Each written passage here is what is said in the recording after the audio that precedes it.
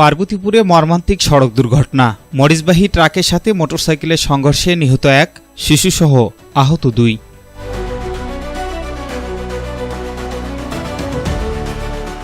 আসসালামু আলাইকুম।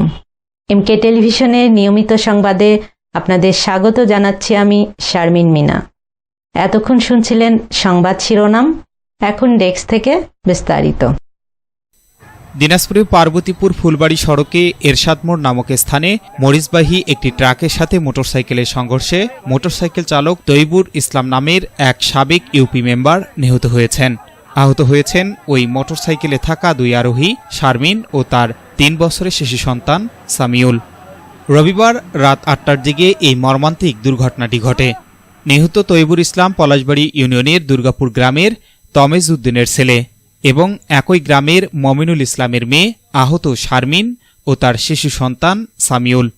পুলিশ ও স্থানীয়রা জানান, পার্বতীপুর থেকে মরিচবাহী একটি ট্রাক ফুলবাড়ির দিকে যাওয়ার পথে সড়কের এরশাদনগর মোড়ের নিকট অপর দিক থেকে আসা একটি মোটরসাইকেলের সংঘর্ষ বাধে।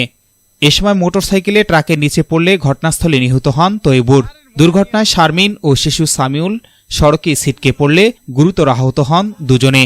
ট্রাক চালক ছেঁচড়িয়ে ট্রাকটিকে সড়কের সামনে নিতে গিয়ে ট্রাকে আগুন লেগে ইঞ্জিন জ্বলে যায়। স্থানীয় লোকজন তাদের উদ্ধার করে পার্বতীপুর উপজেলা স্বাস্থ্য কমপ্লেক্সে নিয়ে গেলে কর্মরত ডাক্তার ইকরামুল হক তৈবুরকে মৃত বলে ঘোষণা করেন। এ ঘটনায় ট্রাক চালক ও হেলপার পালিয়ে যায়। লোকগুলা এখানে কইছে 3 জন তখন ট্রাকটা আরো ভিটে না ছাড়ছে নিয়ে তখন ছাড়ছে, ওইদিকে ভ্যান আসলো আমার, ওই ভ্যানটা ওইদিকে নামে দিছি, নাইলে ওই ভ্যানটা নিয়ে ওই ট্রাকটা চলে যাইতো।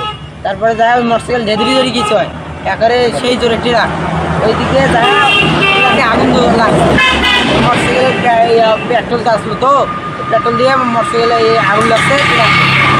যখন ট্রাকে আগুন লাগছে তারপরে ওইখানে জায়গাটা ড্রাইভার আর হেল্পার টেলপার আসলো, ওরা পালে গেছে। সে ফায়ার সার্ভিসকে কল দিছি, কল দেওয়ার পরে আগুন লেগে গেছিলো। আগুন নেভানোর সাময়িক একটু রাস্তাটা কয়েক মিনিটের জন্য একটু ছিল। পরবর্তীতে লোকজন সরাইয়া দিয়ে আহতগুলা হাসপাতালে চলে গেছে। আর পরে রাস্তাটা ক্লিয়ার করা হয়েছে। একজন নিহত হয়েছে আর 2 জন আহত। S Rahman, news desk, MK television. শেষ করছি এমকে টেলিভিশনের নিয়মিত সংবাদ। এতক্ষণ সাথে থাকার জন্য সবাইকে অনেক অনেক ধন্যবাদ।